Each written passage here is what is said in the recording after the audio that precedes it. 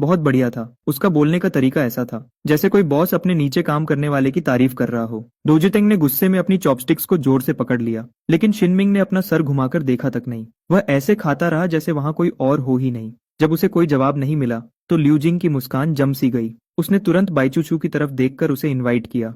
अगले हफ्ते student union की एक मीटिंग है, तुम्हें वहां आना चाहिए ताकि तुम सब समझ सको। लेकिन बाईचूचुए ने साफ मना कर दिया, कोई जरूरत नहीं है। शुक्रिया सीनियर। ल्यूजिंग का चेहरा बिल्कुल उतर गया। वहां का माहौल बिल्कुल ठंडा हो गया। ठीक उसी वक्त चेनमिंग ने अपना खाना खत्म किया और खड़ा हो गया। जब वह ल्यूजिंग के पास से गुजरा तो उसने उसे एक आम नजर से देखा। यह वैसी ही नजर थी जैसे हम किसी अनजान राहगीर को देखते हैं। न कोई गुस्सा, न कोई डर, जैसे एक शेर किसी चींटी के पास से गुजर रहा हो और उसे उसके होने का कोई फर्क ही न पड़े। टेबल के नीचे ल्यूजिंग ने अपनी उंगलियों को जोर से भींचा। उसके नाखून उसकी हथेलियों में धंस रहे थे। जिस हाथ में उसने चॉपस्टिक्स पकड़ी थी वह कांपना बंद नहीं हो रहा था। फिर बाई क्यूक्सियो भी ठंडे ढंग से खड़ी हो गई। सीनियर ल्यू, अब आपको मेरे लिए परेशान होने की जरूरत नहीं है। और वह कैंटीन से बाहर चली गई। धूप उसके चेहरे पर पड़ रही थी और उसे अभी भी उस साफ और अच्छी खुशबू का एहसास हो रहा था जो चिनमिंग के पास से गुजरने पर आई थी। बाई चूचू ने अपनी उंगलियों को जोर से दबाया और खुद को इन ख्यालों से बाहर निकालने की कोशिश करने लगी। किसने सोचा था कि दोपहर की मिलिट्री ट्रेनिंग शुरू होने के बाद भी उसके दिल की धड़कन नॉर्मल नहीं हुई थी। देखते ही देखते शाम हो गई। रूम नंबर 304 में दू जेतांग अचानक जोर से चिल्लाया। फॉर्मेशन डेमोन्स्ट्रेशन का वीडियो पूरी तरह से वायरल हो चुका था। वेइबो की ट्रेंडिंग लिस्ट में 47वें नंबर पर ये 4 बड़े शब्द लिखे थे, मिलिट्री ट्रेनिंग फ्लैग बेरर। वह वीडियो सिर्फ 15 सेकंड्स का था, लेकिन उसमें चिनमिंग का चेहरा बहुत ही अच्छा लग रहा था। उसका जोश स्क्रीन से साफ झलक रहा था। कॉमेंट सेक्शन में लोगों की भीड़ लग गई। क्या ये सच में मिलिट्री ट्रेनिंग है?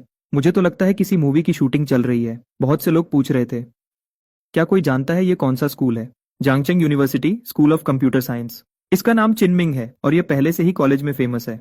जैसे ही सबको उसके बारे में पता चला तो एक बड़े टैलेंट एजेंट ने भी उससे कांटेक्ट करने की कोशिश की। उसने कमेंट करके सीधा उसका कांटेक्ट नंबर मांगा। दू जेतंग हैरान हो गया। उसने डेस्क की तरफ चिल्लाते हुए कहा, मिंग, एक टैलेंट एजेंसी तुम्हें ढूंढ रही है। लेकिन शिन मिंग चुपचाप अपना कोड लिखता रहा। उसने बिना ऊपर देखे बस 2 शब्द कहे, इग्नोर करो। डूजी टैंग कुछ बोलने ही वाला था, लेकिन स्क्रीन की ब्लू लाइट में चिनमिंग के चेहरे को देखकर वह खुद से ही बोला, क्या ये सच में यहाँ सिर्फ पढ़ने आया है? इसी बीच स्कूल के गेट के बाहर अंधेरे में एक काले रंग की मेबज कार खड़ी थी।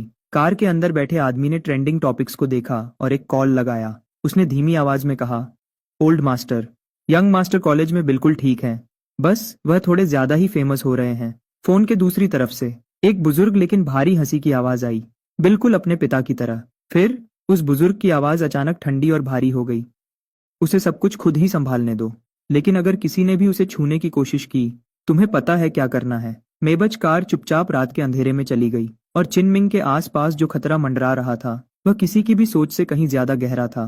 देखते ही देखते मिलिट्री ट्रेनिंग का 10वां दिन आ गया। आज की ट्रेनिंग में सबसे मुश्किल चीज सिखाई जाने वाली थी, मिलिट्री बॉक्सिंग और आमने सामने की लड़ाई। इंस्ट्रक्टर सन ने अपनी जैकेट उतारी, जिससे उनका मजबूत और मस्कुलर शरीर दिखने लगा और उनके हाथों पर चोट के गहरे निशान भी साफ दिख रहे थे। उन्होंने अपनी तेज नजर सभी स्टूडेंट्स पर डाली। मिलिट्री की लड़ाई का सिर्फ एक ही मकसद होता है, अपने दुश्मन को जितना जल्दी हो सके हरा देना। इसमें कोई फालतू के दिखावे वाले मूव्स नहीं होते। उन्होंने फिर वहीं पर मिलिट्री बॉक्सिंग करके दिखाई। उनके पंचेस हवा को चीरते हुए निकल रहे थे। उनका हर एक वार बिल्कुल सटीक और खतरनाक था।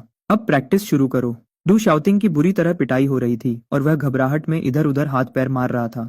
दूसरी तरफ चिनमिंग और रानफेंग एक दूसरे के सामने खड़े थे। रानफेंग ने पहला पंच मारा जो सीधा चिनमिंग के चेहरे की तरफ आ रहा था, लेकिन सबको हैरान करते हुए चिनमिंग ने बस थोड़ा सा अपना शरीर हिलाया और बड़ी आसानी से उस पंच से बच गया। रानफेंग ने अपनी आंखें छोटी की। उसका दूसरा पंच पहले से भी ज्यादा तेज और ताकतवर था, लेकिन चिनमिंग ने अपने पैर तक नहीं हिलाए। उसने बस अपने शरीर को 1 इंच पीछे किया और पंच की हवा उसकी ठोड़ी के पास से निकल गई। रानफेंग ने अपना हाथ पीछे खींचा। उसकी आंखों में हैरानी साफ दिख रही थी। ऐसी तेज स्पीड के साथ वह कोई आम लड़का नहीं हो सकता। चिनमिंग के चेहरे पर कोई भाव नहीं था। जब सब लोग अपने अपने तरीके से प्रैक्टिस कर रहे थे, तभी इंस्ट्रक्टर सन चिनमिंग के पास आए और अचानक रुक गए। वह ध्यान से चिनमिंग के मूव्स को देखने लगे और उनकी त्योरी चढ़ गई।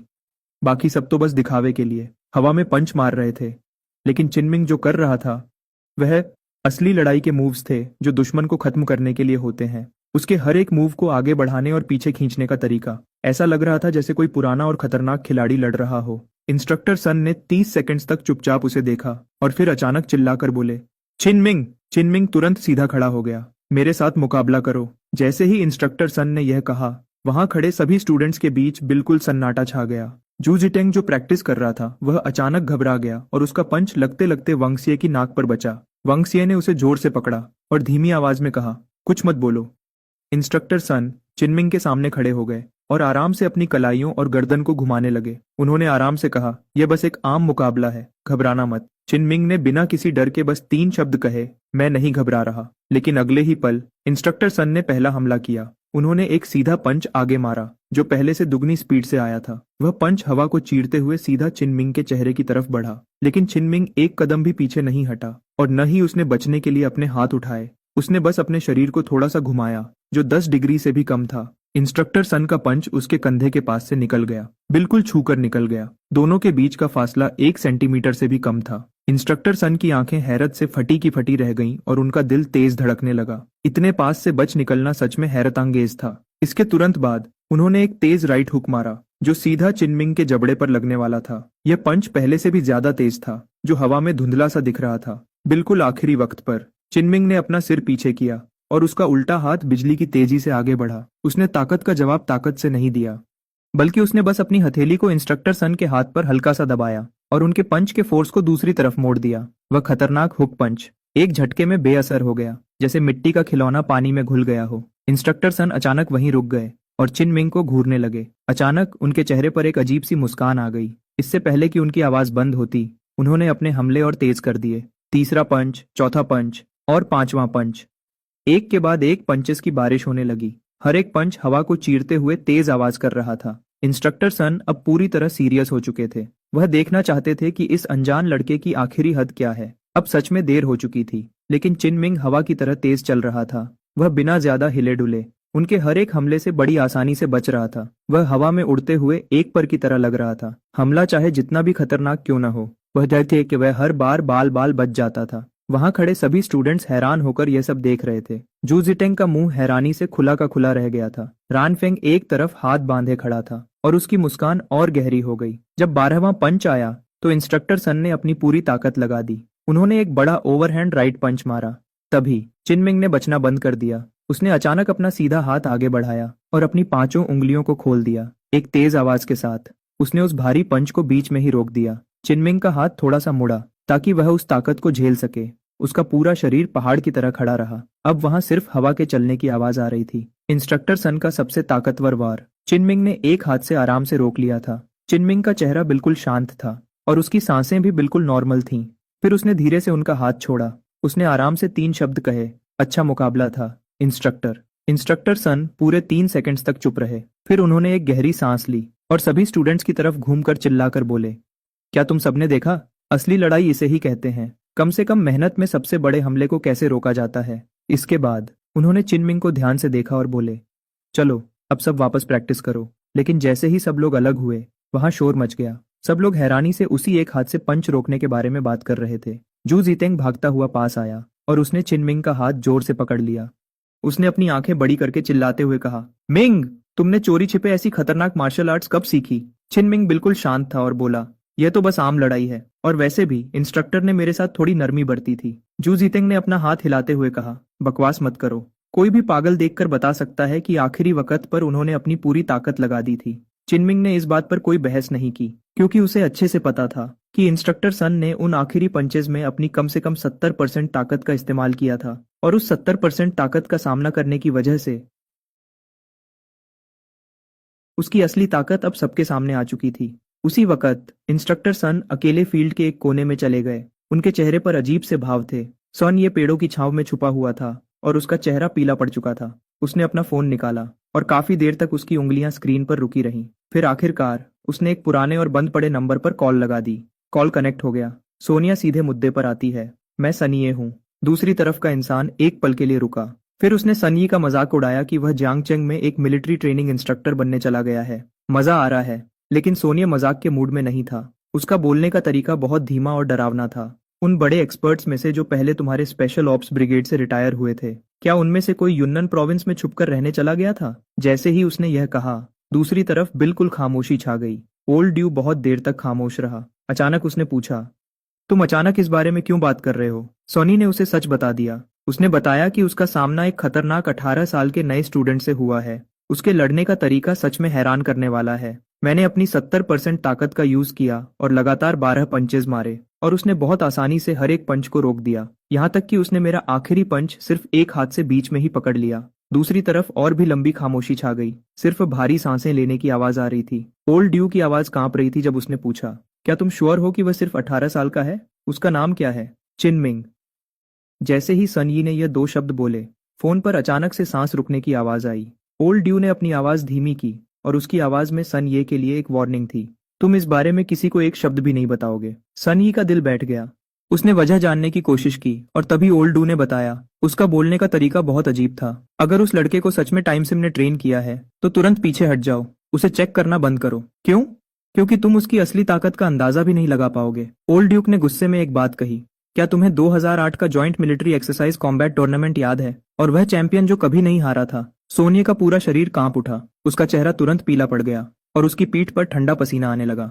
2008 का कॉम्बैट चैंपियन, वह मिलिट्री में एक सच्ची कहानी की तरह मशहूर था। उसने लगातार 27 मैचेस जीते थे। उनमें से 3 मैचेस बाहर के बड़े स्पेशल फोर्सेस के खिलाफ थे, जो बिल्कुल मौत और जिंदगी की लड़ाई थी, और वह एक बार भी नहीं हारा। उस आदमी के रिटायर होने के बाद वह अचानक गायब हो गया। किसी ने सोचा भी नहीं था कि वह पहाड़ों में छुपकर रह रहा होगा और पूरे 10 साल बिताए अपनी पूरी जिंदगी की मार्शल आर्ट्स की ताकत को पूरी तरह से एक अकेले बच्चे को सिखाने में लगा दी।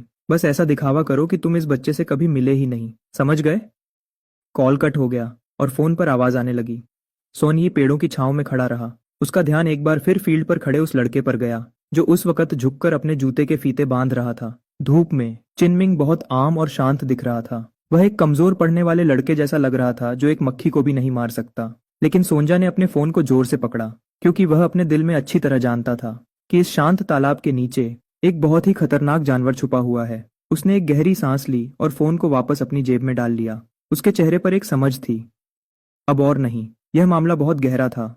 अगर उसने और कोशिश की तो उसे डर था कि वह खुद भी इस मुश्किल में पूरी तरह डूब जाएगा। उस दोपहर फोरम पर एक पोस्ट आई, हैरान करने वाली खबर। चिनमिंग न सिर्फ बहुत ज्यादा हैंडसम है, बल्कि उसकी लड़ने की ताकत भी सबसे अलग है। उसने ट्रेनिंग के दौरान इंस्ट्रक्टर के पंच को एक हाथ से पकड़ लिया। यह पोस्ट जल्दी ही सबसे ऊपर ट्रेंड करने लगी। कमेंट सेक्शन में बातें बढ़ने लगीं, तेरी भली हो, क्या ये लड़का कोई अजूबा है? इसकी हर एक चीज परफेक्ट है। बहुत ज्यादा हैंडसम होना तो एक बात है, लेकिन क्या ये लड़ भी सकता है?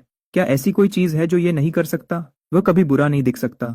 उस पोस्ट के ठीक नीचे कुछ छुपी हुई फोटोज ने सबको पूरी तरह से दीवाना बना दिया। फोटोज में उस लड़के ने इंस्ट्रक्टर के भारी पंच को एक हाथ से पकड़ा हुआ था और उसका शरीर बिल्कुल शांत था। उसके हाथ के मसल्स साफ दिख रहे थे, लेकिन उसके चेहरे पर एक अजीब सी शांति थी, जैसे वह बहुत बोर हो रहा हो। अब कमेंट सेक्शन में लोग बिल्कुल पागल हो गए थे और यह सब बाई क्यूक्स्यू ने भी देखा। उसने एक एक करके चिनमिंग की तारीफ करने वाले कमेंट्स को देखा और फिर अचानक अपना फोन उल्टा करके रख दिया। तुम क्या देख रही हो? तुम्हारे कान बिल्कुल लाल हो गए हैं। उसकी रूममेट ने ऊपर वाले बेड से अपना सिर नीचे करके पूछा।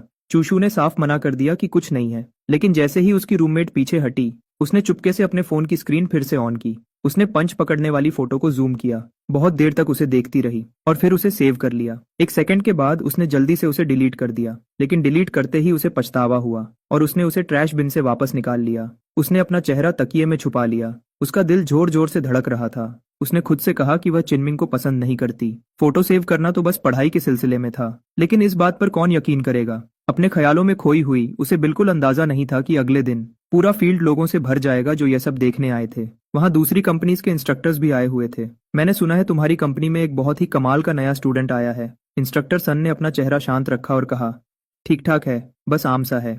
मैंने सुना है तुम अपनी 70% ताकत से भी उसे नहीं हरा पाए। फिजूल बातें मत करो। इंस्ट्रक्टर सन ने भले ही उसे आम कहा हो, लेकिन जैसे ही चिनमिंग सामने आया, सबकी आंखें तुरंत उस पर टिक गईं। इस बार चिनमिंग ने खुद को नहीं रोका। लगातार 10 दिनों की बेसिक ट्रेनिंग के बाद उसके शरीर को खुलकर बाहर आने की जरूरत थी। उसका हर एक एक्शन बहुत ही तेज था। उसके आसपास हवा चलने लगी। जब वह हवा में किक्स मार रहा था तो उससे एक तेज आवाज आ रही थी। एक सीधा पंच, फिर घूमकर बैक किक, एक बचाव और पास से एल्बो स्ट्राइक। यह सब बहुत ही आसानी से और लगातार हो रहा था, जिसे देखकर वहां खड़े सभी लोग हैरान रह गए। ठीक उसी वक्त अपने आखिरी एक्शन के लिए चिनमिंग ने हवा में घूमकर एक किक मारी जो पास के एक छोटे पेड़ पर जोर से लगी। चटाक! एक हाथ जितनी मोटी टहनी टूटकर अलग हो गई। वह ऐसी टूटी जैसे उसे किसी धारदार चीज से काटा गया हो। पूरे फील्ड पर एक सेकंड के लिए बिल्कुल खामोशी छा गई और फिर सभी ने जोर जोर से तालियां बजाना शुरू कर दिया। लेकिन चिनमिंग ने बस अपना खड़े होने का तरीका बदला। और वह थोड़ा सा हाँफ रहा था। अगले ही सेकंड उसने अपना हाथ ऊपर किया और पसीने से भीगे बालों को अपनी आंखों से पीछे किया। धूप में पसीने से चमकता हुआ वह लड़का आसानी से अपने बालों को पीछे कर रहा था। एक लड़की जो साइड में खड़ी थी वह कांपने लगी और उसके हाथ से फोन गिर गया, लेकिन उसने उसे उठाने की कोशिश भी नहीं की क्योंकि उसके पैरों में खड़े होने की ताकत नहीं बची थी। वहीं दूसरी तरफ बाई क्यूशु भी फील्ड पर ही थी। जब दू जेदिंग ने चिल्लाया, मिंग कितना शक्तिशाली है, तो उसकी आवाज पूरे फील्ड में गूंज गई। चूचू के कान खड़े हो गए। उसने उस तरफ नहीं देखा और अपनी मिलिट्री बॉक्सिंग की प्रैक्टिस करती रही, लेकिन अपनी आंख के कोने से उसका ध्यान न चाहते हुए भी उसी तरफ चला गया, जब तक कि उसने वह चटकने की आवाज नहीं सुनी जो टहनी के टूटने की थी। उसका हाथ हवा में ही रुक गया और वह अब खुद को रोक नहीं पाई। उसने कई मीटर दूर से अपना सिर घुमाकर देखा। उसने वह नजारा देखा, टूटे हुए पेड़ के पास खड़ा वह लड़का जो अपना हाथ उठाकर अपने बाल पीछे कर रहा था। सिर्फ उस एक हरकत ने ही बाई क्यूशु ने झटके से अपनी मुट्ठी पीछे खींच ली, लेकिन उसके शरीर में जैसे आग लग गई थी। उसके गाल से लेकर कान तक सब जल रहा था। तभी लू रुयन मजाक उड़ाते हुए हंसते हंसते वहां आई और उसने कुछ ही बातों से उसका होश उड़ा दिया। अभी भी कह रही हो कि तुम्हें कुछ महसूस नहीं हो रहा? बाई जुक्सू का चेहरा उबले हुए झींगे की तरह लाल हो गया। उसने अपनी आंखें बंद की और 3 गहरी सांसें लीं और फिर हार मानते हुए बोली, लू रुयन, मेरे ऊपर एक बाल्टी ठंडा पानी डाल दो, मुझे लगता है मुझे बुखार आ रहा है। लू रुहियन इतना जोर से हंसी कि उसके पेट में दर्द होने लगा। क्या तुम पक्का कह सकती हो कि यह बुखार है और तुम्हारा दिल नहीं धड़क रहा? बाई चूचू बिल्कुल चुप हो गई। वह नीचे बैठ गई और अपना चेहरा छुपा लिया। लू रुयन उसके पास नीचे बैठी और धीरे से बोली, बचपन से ही तुम्हें हमेशा सबसे अच्छी चीजें मिली हैं। तुम्हारे आसपास कभी कोई ऐसा इंसान नहीं था जिसे देखकर तुम्हें लगे कि वह तुमसे बेहतर है, लेकिन अब कोई है। एक लंबी खामोशी के बाद एक बहुत ही धीमी आवाज चूचू की उंगलियों के बीच से निकली, यन। वह सच में बहुत कमाल है। मिलिट्री ट्रेनिंग के आखिरी से एक दिन पहले चिनमिंग अकेले लाइब्रेरी गया। उसने मास्क और कैप पहनी हुई थी। वह बस चुपचाप अपने सब्जेक्ट से जुड़ी कुछ किताबें लेना चाहता था। आखिर आने वाली एडवांस्ड मैथ और सी प्रोग्रामिंग क्लासेस के लिए वह पहले से ही पढ़ना चाहता था। लेकिन किसने सोचा था कि जैसे ही वह चौथी फ्लोर पर गया, उसने सुना बुकशेल्फ के दूसरी तरफ से एक धीमी आवाज आ रही थी, नहीं, ये सही नहीं है। इस एल्गोरिदम का टाइम कॉम्प्लेक्सिटी ओ होना चाहिए, n log n, ना कि ON2। इस पेपर का डेरिवेशन गलत है। वह एक साफ और ठंडी लड़की की आवाज थी जिसमें पढ़ाई लिखाई की एक अलग ही गंभीरता थी। चिनमिंग ने पहले इस पर ज्यादा ध्यान नहीं दिया, लेकिन वह आवाज पास आती गई। अगर हम ब्रूट फोर्स सर्च की जगह डिवाइड एंड कॉन्कर यूज करें, नहीं, बाउंड्री कंडीशंस को सही से हैंडल नहीं किया गया है। अचानक रास्ते के आखिर से एक औरत बाहर आई, सफेद शर्ट और काली स्कर्ट पहने हुए, सोने के फ्रेम वाला चश्मा और उसके बाल पीछे बंधे हुए थे। वह अपने हाथ के पेपर को ध्यान से देखते हुए चल रही थी। उसका ध्यान बिल्कुल नहीं था कि वह कहाँ जा रही है। चिनमिंग उसे रास्ता देने के लिए एक तरफ हो गया, लेकिन उसने उसे बिल्कुल नहीं देखा। अगले ही पल एक आवाज के साथ वह औरत सीधा चिनमिंग के सीने से टकरा गई। सारे पेपर्स जमीन पर बिखर गए। उसका चश्मा टेढ़ा हो गया। वह पीछे की तरफ लड़खड़ाई और बस गिरने ही वाली थी। चिनमिंग ने हाथ बढ़ाकर उसकी कोहनी को पकड़ लिया। ध्यान से खुद को संभालने के बाद उस औरत ने गुस्से से ऊपर देखा, लेकिन वह वहीं रुक गई। टकराने की वजह से चिनमिंग का मास्क थोड़ा नीचे खिसक गया था, जिससे उसका आधा चेहरा दिख रहा था। कम रोशनी में उसकी चमकीली आंखें किसी कीमती पत्थर की तरह लग रही थीं। वह औरत बिल्कुल हैरान रह गई। उसे हैरान देखकर चिनमिंग नीचे बैठा और बिखरे हुए पेपर्स उठाने लगा। ग्राफ थ्योरी ऑप्टिमाइजेशन एल्गोरिदम्स पर रिसर्च, जो इम्प्रूव्ड डेप्थ फर्स्ट सर्च पर थी। लिखने वाला टेंशु। उसने पेपर्स को सही से इकट्ठा किया और उसे दे दिया। आपका पेपर। वह औरत आखिरकार होश में आई। जैसे ही उसकी उंगलियां उससे छू गईं, उसने अपना हाथ झटके से पीछे खींच लिया, जैसे वह जल गई हो। शुक्रिया, उसके मुंह से थोड़ा रुक कर निकला। चेनमिंग ने अपना मास्क ठीक किया और बस एक बात कही, चलते हुए मत पढ़ा करो। फिर वह घूमा और चला गया। चेनशू वहीं खड़ी रह गई। उसने पेपर्स को अपने सीने से कसकर लगा लिया। उसकी गर्दन से लेकर कान तक सब लाल हो गया था।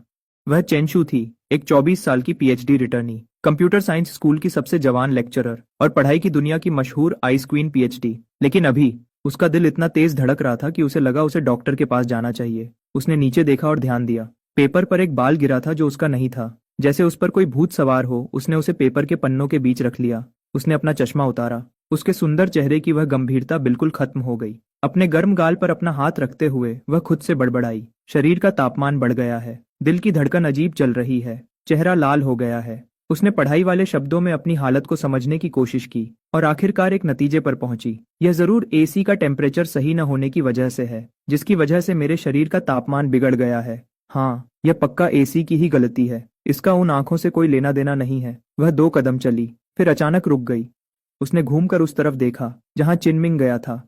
वहां कोई नहीं था, लेकिन हवा में अभी भी एक बहुत ही हल्की सी खुशबू थी, जैसे धूप और साफ कपड़ों की होती है। उस लड़के की खुशबू। चेंचू ने एक गहरी सांस ली और फिर जैसे भागते हुए जल्दी से लाइब्रेरी से बाहर निकल गई। लेकिन उसे यह नहीं पता था कि जिस लड़के ने उसके शरीर का तापमान बिगाड़ा था, वह तय अगले मंडे को उसका स्टूडेंट बनने वाला था। Computer science and technology, freshman class 3, seating chart row 5, seat 3, चिनमिंग। देखते ही देखते मिलिट्री ट्रेनिंग का आखिरी दिन आ गया। क्लोजिंग सेरेमनी में न सिर्फ पूरे स्कूल का परेड डिस्प्ले था, बल्कि एक कॉम्बैट डेमोन्स्ट्रेशन और इनाम देने का प्रोग्राम भी था। लेकिन स्टैंड्स में भीड़ से भरी हुई जनता सिर्फ एक ही वजह से आई थी, क्योंकि वेइबो पर मिलिट्री ट्रेनिंग के फ्लैग बेरर का वह वीडियो 30 मिलियन से ज्यादा व्यूज पार कर चुका था। पूरा इंटरनेट बेसब्री से इंतजार कर रहा था उस अनजान कैंपस गार्ड की एक साफ और सामने से ली गई फोटो का। डू सीतेंग परेशानी में इधर उधर घूम रहा था। मिंग, आज तुम पक्का स्टेज पर इनाम लेने जाओगे। तुम्हें कैमरास का सामना करना पड़ेगा। लेकिन चिन मिंग बिल्कुल शांत दिख रहा था। क्या परेशान होने से कुछ बदल जाएगा? सुबह के 9 बजे सेरेमोनी शुरू हुई। चिन मिंग एक बार फिर फ्लैग बेरर बना। जब 7वीं कंपनी ने एंट्री ली तो पूरा स्टेडियम अचानक गूंज उठा। लोगों की आवाजें पिछली बार से कहीं ज्यादा तेज थीं, और इस बार स्टैंड्स में मीडिया के कई रिपोर्टर्स भी थे, जो बड़े बड़े कैमरा लेंसेज के साथ आए थे। परेड खत्म करने के बाद चिन मिंग ने थोड़ा परेशान हुआ। बात उसकी उम्मीद से ज्यादा तेजी से बढ़ रही थी। लेकिन इसके तुरंत बाद इंस्ट्रक्टर सन उसके लिए एक ऐसा काम लेकर आए जिसे वह मना नहीं कर सकता था। इनाम देने के दौरान एक टैलेंट दिखाने का प्रोग्राम भी है। कमांड ने खास तौर पर तुमसे ही कहा है। क्या दिखाना है? Combat skills.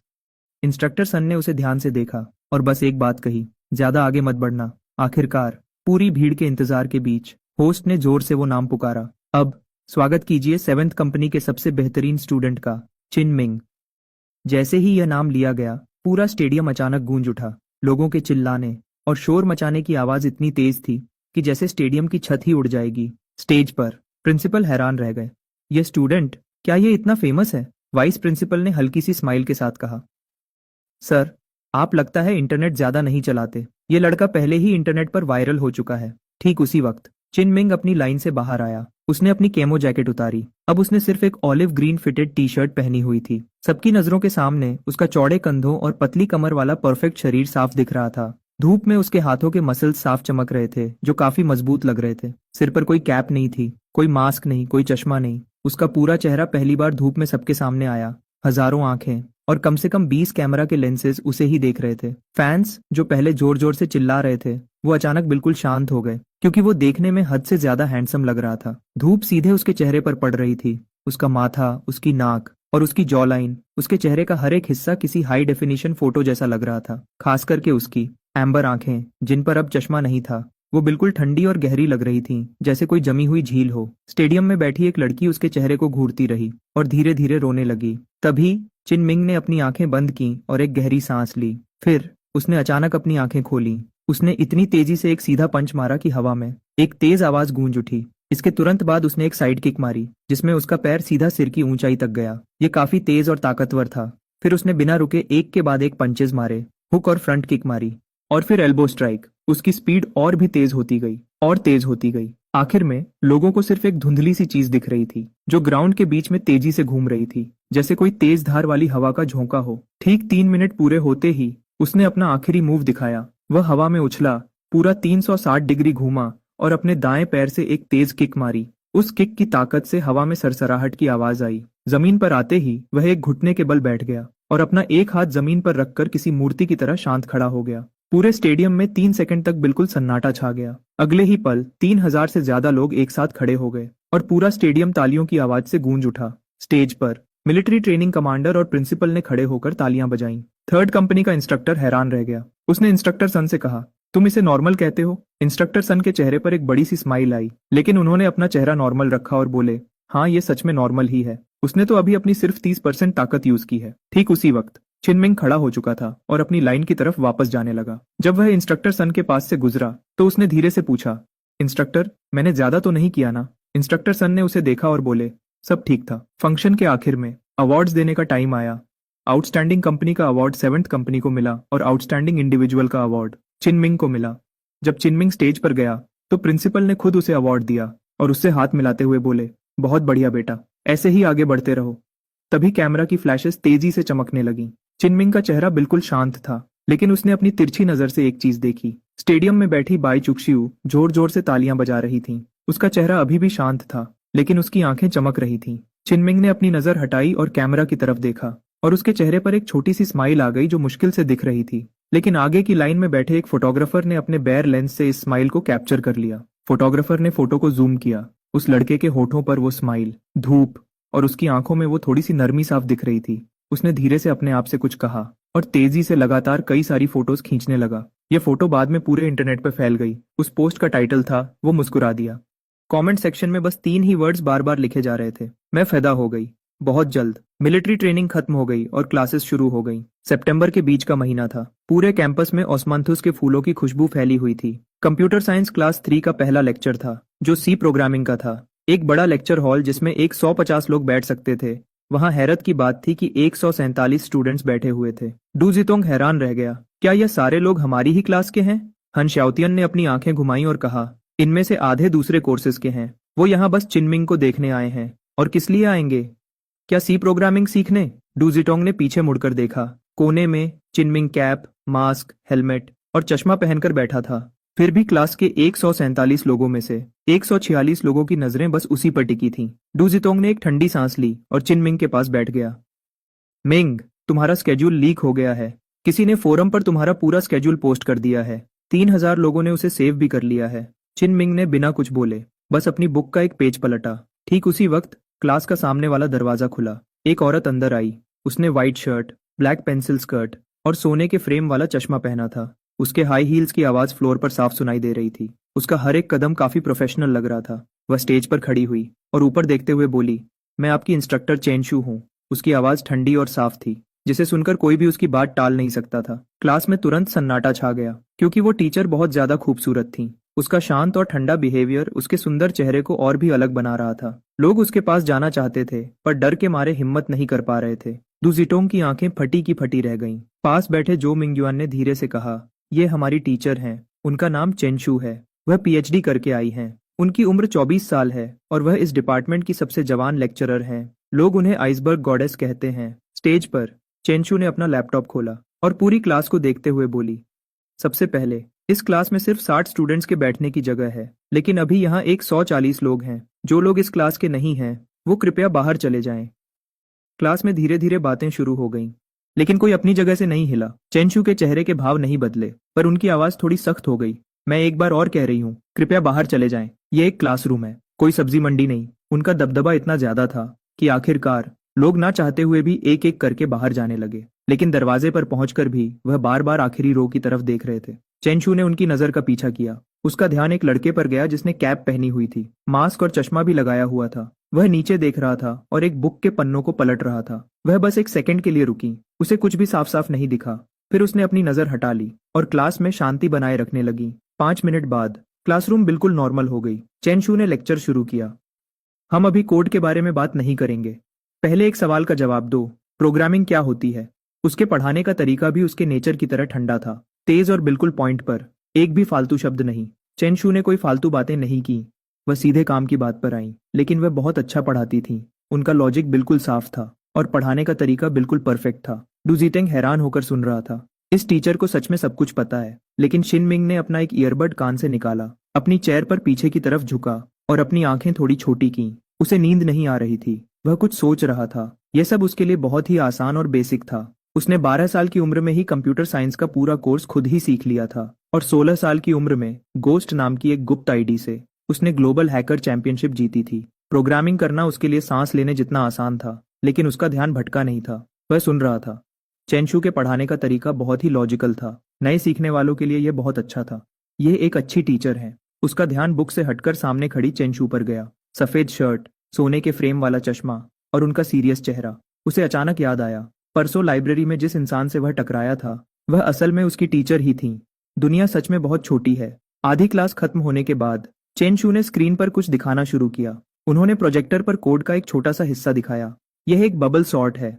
सब लोग इसे देखो, क्या इसमें कोई गलती है? ज्यादातर स्टूडेंट्स बिल्कुल हैरान थे। उन्होंने तो अभी तक बेसिक कोड लिखना भी नहीं सीखा था। 1 मिनट बाद चेनशू ने पूछा, क्या किसी को गलती मिली?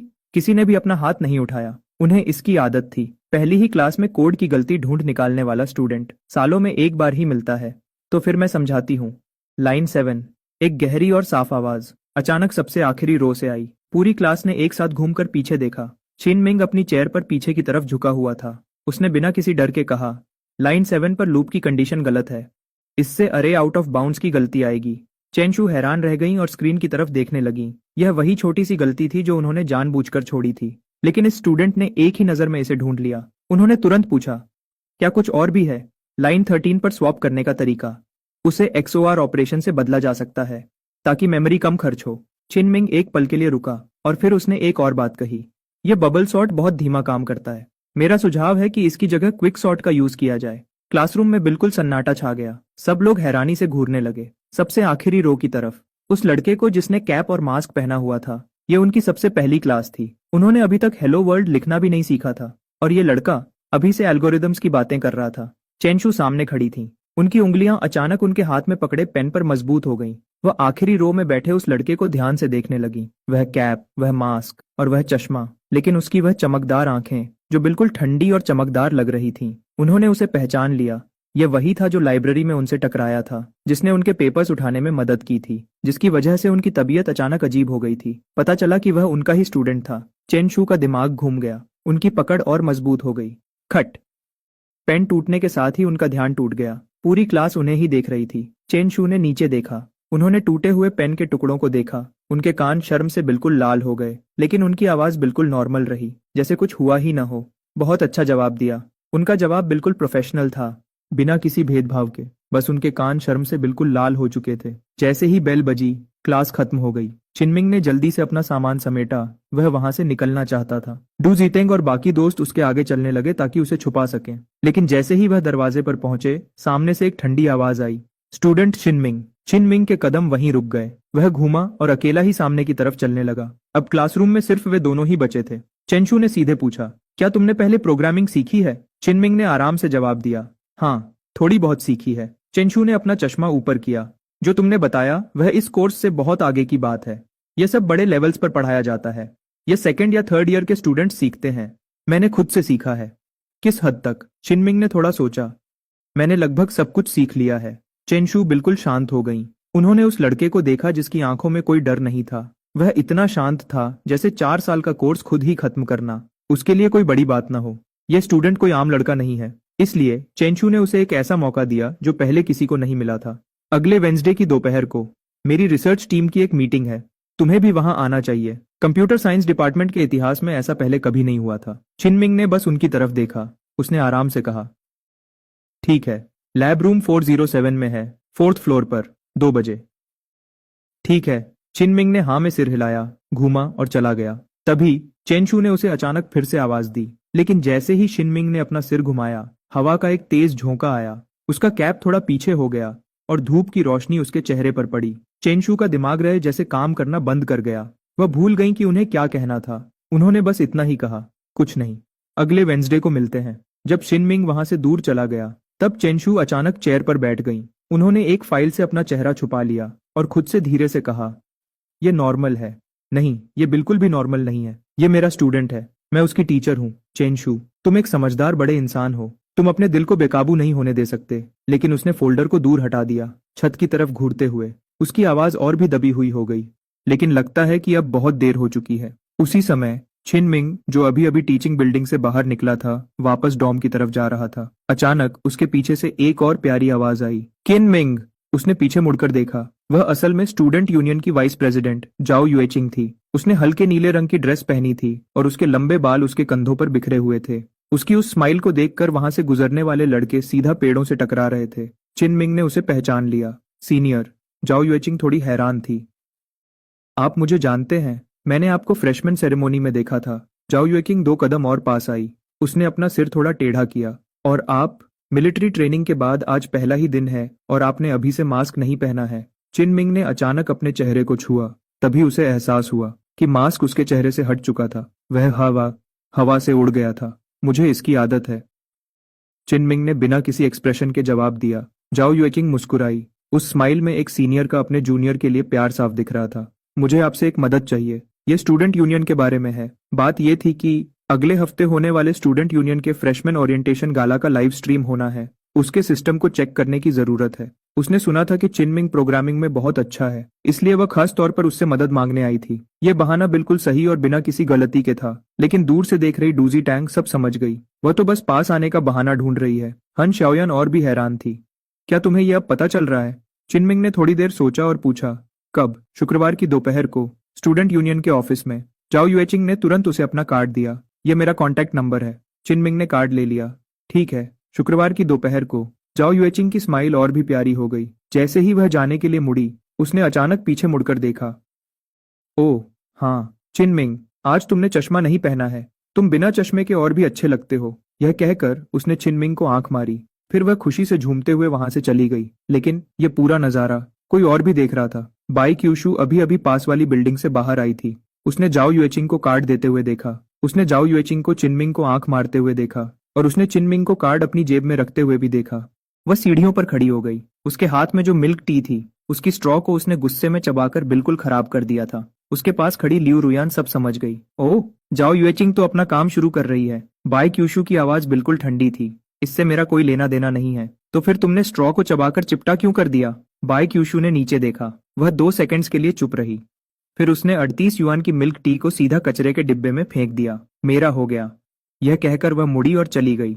उसके चलने की स्पीड रोज से दुगनी थी। लियू रुयान उसके पीछे पीछे चलने लगी, और वह इतना हंस रही थी कि उससे सीधा खड़ा भी नहीं हुआ जा रहा था। सू यूनिवर्सिटी की सबसे सुंदर लड़की को पक्का जलन हो रही है। अगले दिन एडवांस्ड मैथ्स की क्लास में एक बड़ा लेक्चर हॉल जिसमें 200 लोग बैठ सकते थे, वह 193 स्टूडेंट्स से पूरा भरा हुआ था। डूजी टैंग को अब इसकी आदत हो चुकी थी। मुझे इसका तरीका समझ आ गया है। जहां भी इसकी क्लास होती है वहां स्टूडेंट्स की संख्या दुगनी हो जाती है। इसका जलवा तो किसी बड़े स्टार के कॉन्सर्ट से भी ज्यादा है। चिनमिंग ने कमरे के 90% लोगों की तरफ ध्यान नहीं दिया। वह सीधा पीछे की रो के एक कोने में गया और बैठ गया। उसने अपने हेडफोन्स पहन लिए। यह खुद को सबसे दूर रखने का एक बढ़िया तरीका था, लेकिन जहां यह तरीका बाकी लोगों को दूर रख सकता था, वहां यह बाई क्यूशु को नहीं रोक सका।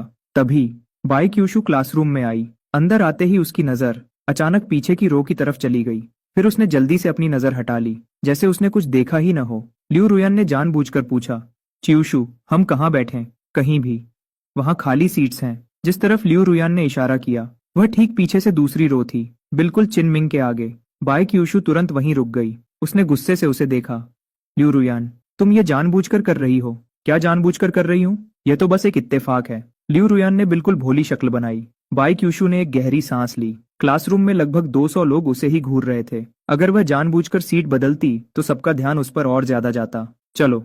वह बिना कोई एक्सप्रेशन दिए उस सीट पर गई और बैठ गई। उसका चलना और बैठना बिल्कुल आम लग रहा था, बिना किसी हिचकिचाहट के। बस चेयर के खिसकने की आवाज रोज से थोड़ी ज्यादा तेज थी, क्योंकि वह थोड़े गुस्से में बैठी थी। बैठने के बाद बाई क्यूशु बिल्कुल सीधी होकर बैठ गई। उसके और चिनमिंग के बीच में सिर्फ एक रो का फासला था। दोनों के बीच लगभग 1.2 मीटर की दूरी थी। अगर चिनमिंग थोड़ा सा भी आगे झुकता तो उसकी सांस सीधा उसकी गर्दन पर महसूस होती। यह सोचते ही उसकी गर्दन अचानक गर्म होने लगी। लियू रुयान ने अपनी तिरछी नजर से देखा। उसके कान सच में लाल हो चुके थे। मिंग भाई, डूजी टैंग ने चिनमिंग को अपनी कोहनी से इशारा किया। बाई क्यूशु ठीक तुम्हारे आगे बैठी है। चिनमिंग के चेहरे पर कोई बदलाव नहीं आया। मैंने उसे देख लिया है। तुम्हें डर नहीं लग रहा? पिछली बार तुमने अपनी बातों से उसे भगा दिया था। क्लास शुरू हो रही है। चिनमिंग ने अपना सिर थोड़ा ऊपर उठाया। उसे बिल्कुल डर नहीं लग रहा था, लेकिन यह मैथ्स की क्लास किसी लोरी जैसी थी। डूजी टैंग को 20 मिनट्स में ही नींद आने लगी। हन शाओयान तो 15 मिनट्स में ही सो गया। लेकिन चिनमिंग अपनी चेयर पर पीछे होकर बैठ गया। उसकी नजर आगे की तरफ गई।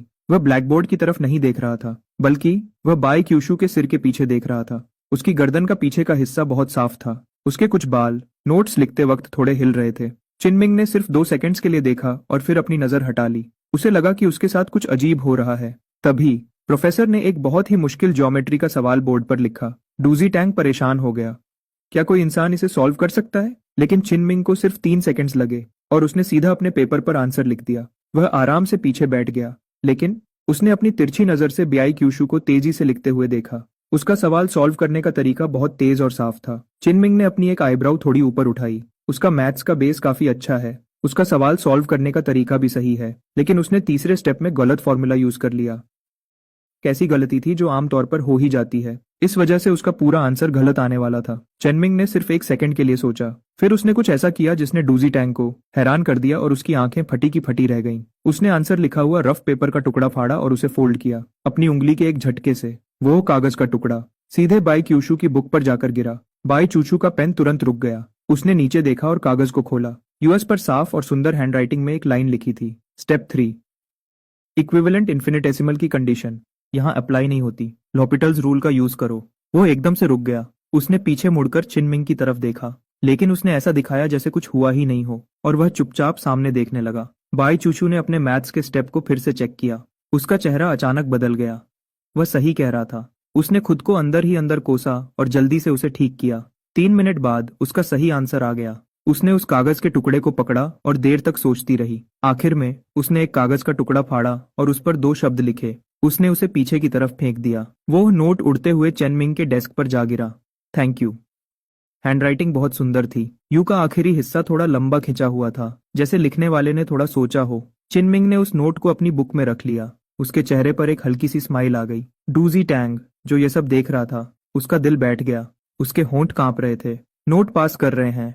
ये दोनों क्लास में नोट पास कर रहे हैं। क्या मैं किसी टीन ड्रामा मूवी में आ गया हूँ?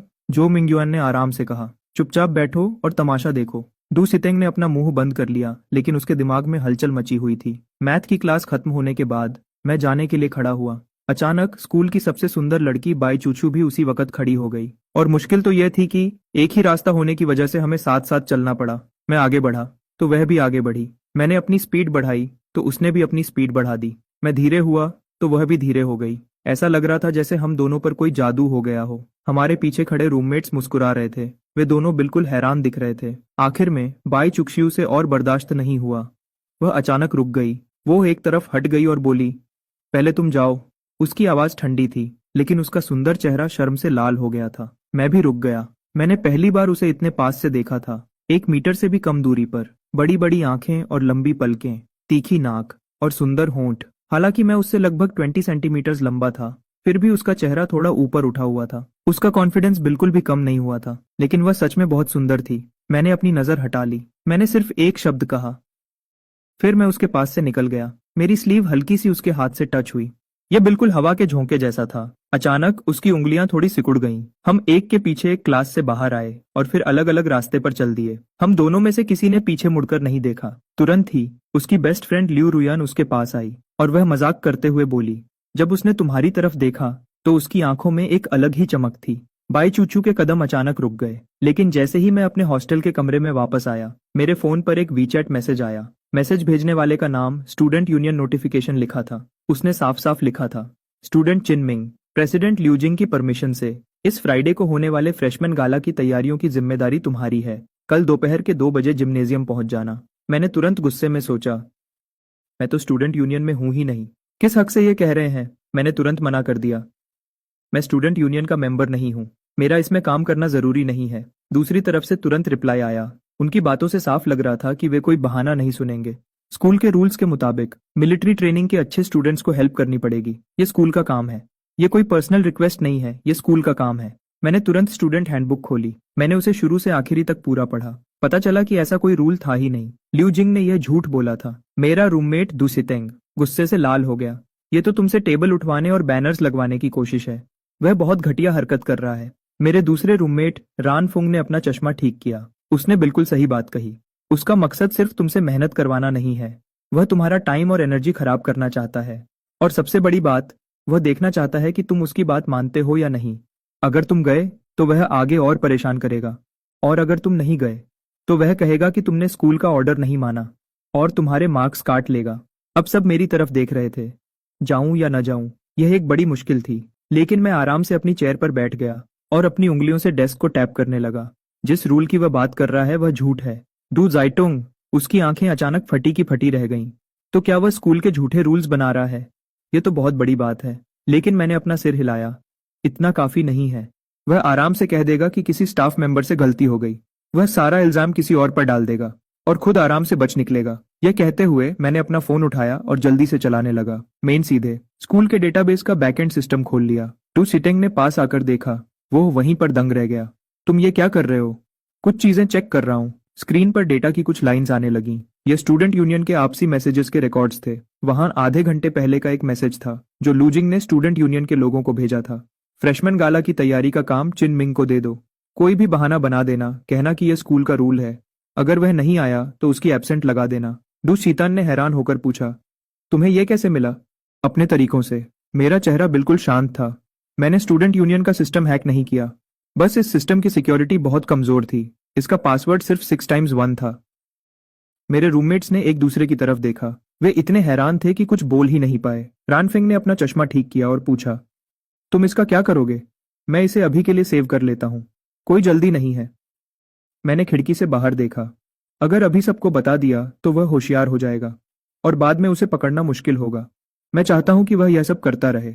मैं चाहता हूं कि वह मुझे एक आसान शिकार समझे ताकि उसकी हिम्मत और बेरहच छिड़ जाए। डूबते हुए सूरज की रोशनी मेरे ऊपर पडीडी आच रही थी। मैंने अपना सिर घुमाया। मेरी आंखें ठंडी और बिल्कुल शांत थीं। मैं उसकी किसी बड़ी गलती का इंतजार करूंगा, फिर मैं एक ही बार में उसका किस्सा खत्म कर दूंगा। उस पल दू सितिंग को अंदर तक एक अजीब सा डर महसूस हुआ। उसे अचानक लगा कि मैं कोई आम स्टूडेंट नहीं हूं, बल्कि गहराई में छुपा हुआ एक ड्रैगन हूं। पलकें झपकते ही मैंने स्टूडेंट यूनियन को जवाब भेज दिया, ठीक है, मैं वहां आऊंगा। डूजाटंग तुरंत परेशान हो गया। तुम जा रहे हो? क्या यह पीछे हटना नहीं हुआ? मैं धीरे से हंसा। पीछे हटना उसे कहते हैं जब तुम सच में डरते हो। कमजोरी का नाटक करना अलग है। इससे सामने वाले को लगता है कि तुम डर रहे हो। रैनफिंग तुरंत समझ गया, तुम जाल बिछा रहे हो। लूजिंग को लगता है कि तुम उसके काबू में हो। अगली बार वह और भी बड़िद्दा कदम उठाएगा। बिल्कुल सही। तो हम मदद कैसे करें? डू जीडिंग ने पूछा। कल मैं जिम जा रहा हूँ। ल्यूजिंग की हरकत पर नजर रखने में मेरी मदद करो। वह किससे बात करता है और क्या कहता है, इस पर ध्यान देना। फोटो लेने की कोई जरूरत नहीं है। उसे शक नहीं होना चाहिए। ये मुझ पर छोड़ दो। उसने अपनी छाती ठोककर भरोसा दिलाया। फिर मैंने थोड़ा सोचते हुए अपनी भौहें सिकोड़ी। मुझे एक और बंदे की जरूरत है जो ल्यूजिंग के बारे में पता लगा सके और लू रियल एस्टेट के बारे में जानकारी निकाल सके। डू जेटिंग परेशानी में अपना सिर खुजलाने लगा। मैं इस काम में ज्यादा अच्छा नहीं हूँ। तभी रैनफिंग आगे आया। मैं करूंगा ये काम। उसने अपना चश्मा उतारा। उसके चेहरे पर एक अलग ही तेजी थी। लू रियल एस्टेट जांगशंग की एक लोकल कंपनी है। लियू रियल एस्टेट इतनी बेडी डीडी नहीं है। उसके पापा लियू गोदोंग इसके चेयरमैन हैं। वह आजकल अपना बिजनेस बढ़ा रहे हैं। उनके पास पैसों की काफी कमी चल रही है। तुम्हें यह सब कैसे पता? डूजाई टांग बिल्कुल हैरान रह गया। रानफोंग ने आराम से कहा, मेरा परिवार इन्वेस्टमेंट का। डू जेटिंग तुरंत सुन्न रह गया। इन्वेस्टमेंट में? कैपिटल से। और उसने एक महंगी गद्दी पहनी हुई थी। इस रूममेट का खानदान जरूर कोई आम खानदान नहीं है। मैंने तुरंत रानफिंग की तरफ देखा। मेरी मदद करो यह पता लगाने में कि क्या लू रियल एस्टेट का कोई बेडीडिडा या खुफिया प्रोजेक्ट चल रहा है आजकल। सिर्फ ऊपर ऊपर की जानकारी भी चलेगी। ठीक है, हम रूममेट्स हैं। रानफिंग मुस्कुराया। उसकी मुस्कुराहट में थोड़ी खुशी थी। चलो, आखिरकार कुछ मजेदार करने को मिला। अगली दोपहर मैं टाइम पर जिम्नेजियम पहुंच गया। वहां टेबल और कुर्सी उठाने और बैनर लगाने के लिए, स्टेज सेट करने के लिए वहां लगभग 20 लोग पहले से थे। जिस तरह वे मुझे देख रहे थे वह बड़ीदा अजीब था। कुछ लोग हैरान थे तो कुछ को अजीब लग रहा था और कुछ तो खुश हो रहे थे मेरा मजाक बनते देख। वहां के इंचार्ज छी इंजिन ने मुझे मेरा काम बताया। दूसरी मंजिल के गोदाम से 50 फोल्डिंग टेबल नीचे पहली मंजिल पर लेकर जाओ। दूसरी मंजिल से पहली मंजिल तक जाने के लिए कोई लिफ्ट नहीं थी। यह साफ था कि ल्यूजिंग मेरे लिए मुश्किल खड़ीड ही कर रहा था। यह काम 4 या 5 लोगों का था, लेकिन उसने यह अकेले मुझे दे दिया। छी इंजिन ने एक झूठी मुस्कुराहट के साथ कहा, स्टूडेंट चिनमिंग, तुम्हें तकलीफ देने के लिए माफी चाहता हूँ। ठीक है, मैंने कोई ऐतराज नहीं किया।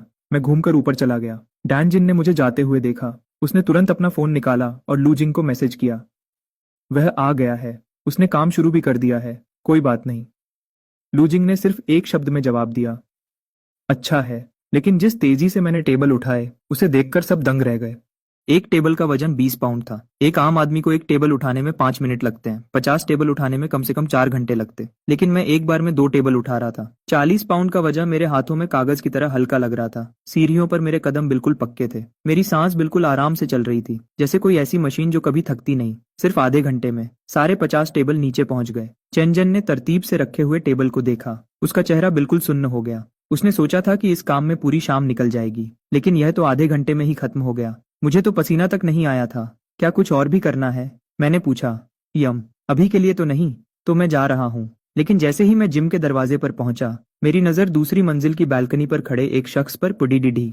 ल्यूजिंग वहां हाथ बांधे खड़िदा था और ऊपर से मुझे नीचे देख रहा था। उसके चेहरे पर एक घमंडी मुस्कुराहट थी, जैसे वह कह रहा हो, चाहे मैं कुछ भी करूं, तुम्हें एक अच्छे बच्चे की तरह मेरी बात माननी ही पड़ेगी। मैंने बिना कोई एक्सप्रेशन दिए दरवाजा धकेला और चला गया। लूजिंग अंदर ही अंदर मुस्कुराया। उसने तुरंत अपना फोन निकाला और एक कॉल किया।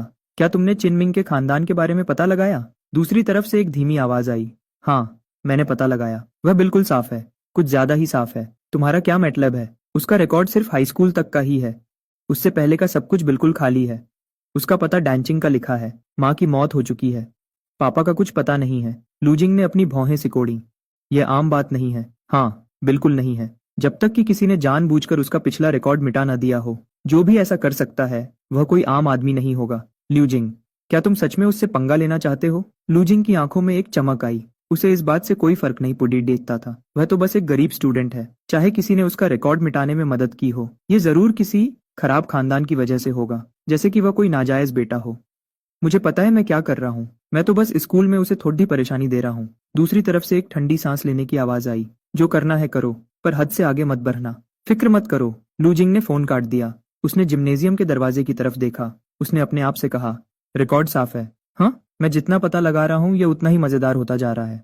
उसने एक घमंडी हंसी हंसी। मुझे फर्क नहीं पीडीडी तुम कौन हो, इस स्कूल में मेरी ही चलेगी। लेकिन उसे यह नहीं पता था कि जब वह फोन पर बात कर रहा था तब दूसरी मंजिल के एक खंभे के पीछे एक मोटा लड्ड का कांप रहा था। डूजी तेंग ने सब कुछ सुन लिया था, एक एक शब्द। उसके हाथ कांप रहे थे, डर की वजह से नहीं, बल्कि खुशी और एक्साइटमेंट की वजह से। पापा का कुछ पता नहीं, किसी ने जानबूझकर उसका पिछला रिकॉर्ड मिटा दिया। जू जिटिंग ने अपनी मुट्ठी बंद की। उसने पहले ही अंदाजा लगा लिया था कि मिंग भाई कोई आम आदमी नहीं है, पर उसने कभी सोचा नहीं था कि लूजिंग के पापा भी उनका पता नहीं लगा पाएंगे। असली खानदान। इसका क्या मतलब है? इसका मतलब है कि जो उनके पीछे है, या वह परिवार, वह लू रियल एस्टेट से कहीं ज्यादा ताकतवर है। इतना ताकतवर कि किसी के पूरे पिछले रिकॉर्ड को हर जगह से बिल्कुल साफ कर सके। जू जितांग चुपके से खंभे के पीछे से निकल गया। उसे यह खबर उसे देनी ही थी। उस रात डॉम 304 में डू सिटिंग ने बताया। जो कुछ भी उसने छिपकर सुना था वह सब पूरी डिटेल में बताया। वेनचे बिल्कुल चुप हो गया। रानफेंग के चेहरे पर कोई बदलाव नहीं आया, लेकिन उसकी उंगलियां धीरे धीरे टेबल पर थपथपा रही थीं। सुनने के बाद मैं बिल्कुल खामोश हो गया। तो वह मेरे बैकग्राउंड के बारे में पता लगा रहा था, लेकिन उसे और कुछ नहीं मिला। डू जेटांग ने जल्दी से कहा, ब्रदर मिंग, उसके पापा ने कहा कि जो अपना पास्ट मिटा सकता है वह कोई आम आदमी नहीं हो सकता। क्या वह डर कर पीछे नहीं हटेंगे? नहीं, मैंने आराम से कहा। क्यों? तुमने सुना ना उसने क्या कहा? उसके लिए मैं बस एक गरीब स्टूडेंट हूँ। मेरी आवाज बिल्कुल नॉर्मल थी। मेरा बैकग्राउंड न मिलने पर वह मुझसे और ज्यादा मुकाबला करने की कोशिश करेगा। वह दिखाना चाहता है कि वह किसी से नहीं डरता। तो अब वह आगे क्या करेगा? वह और ज्यादा जोर लगाएगा। मैंने अपना फोन खोला। स्क्रीन पर वह डेटा दिख रहा था जो रानफेंग ने आज दोपहर को भेजा था। एक चीज पर लाल रंग का निशान लगा था, ल्यू रियल एस्टेट का जिंगहेबे प्रोजेक्ट। जमीन की गलत अप्रूवल की वजह से इसकी जांच चल रही है और काम रोक दिया गया है। पैसे की बहुत कमी चल रही है। लू जिंग का सारा घमंड उसकी फैमिली से आता है, मैंने कहा। लेकिन उसकी फैमिली अभी उतनी मजबूत नहीं है जितना वह सोच रहा है, रानफेंग ने बीच में कहा। उन्होंने शिंगहेबे प्रोजेक्ट में लगभग $800 मिलियन लगाए हैं। अगर कुछ भी गड़बड़ हुई तो वे 800 मिलियन पानी में बह जाएंगे। उनके पापा अभी बहुत परेशान हैं। उनके पास इस सब के लिए बिल्कुल वक्त नहीं है। दूजितिंग तुरंत समझ गया, यानी कि जिस सहारे पर लूजिंग उछल रहा है वह पता है अंदर से टूट रहा है। तो अब हम क्या करें? मैंने अपना फोन रख दिया। मैंने बस एक शब्द कहा, इंतजार।